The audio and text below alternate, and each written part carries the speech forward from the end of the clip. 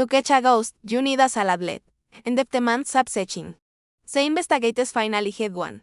A single email from a former FABE support staff member linked to the username Pimpalex91. It wasn't a match.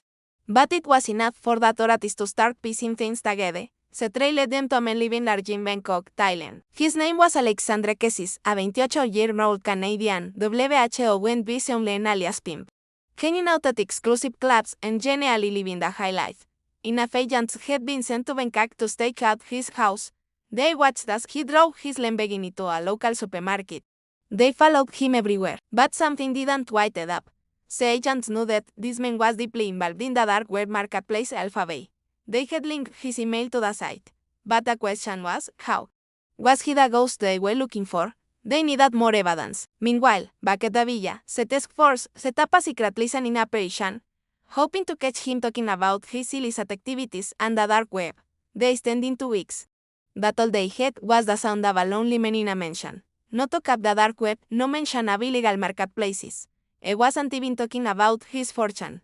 Then one day, a breakthrough. An intercepted phone call revealed that Alex was expecting a delivery, something big. Something that made him nervous. The agents watched as he drove to a shipping company and picked up a package. It was huge, wrapped in brown tape. Almost like a piece of luggage. As soon as he got home, he disappeared into his bedroom, emerging a few minutes later with a laptop. The agents watched intently as he opened the package and pulled out a drive. Then he inserted the drive into the laptop and started copying files onto it. And in that moment, the investigators knew they had their man. This was their ghost. They just needed to get inside that laptop to prove it. After obtaining a search warrant, they finally got access to the laptop. And what they found was even more than they had hoped for. Not only did the laptop contain multiple logins to Alphabay, it also had details about the dark web marketplaces.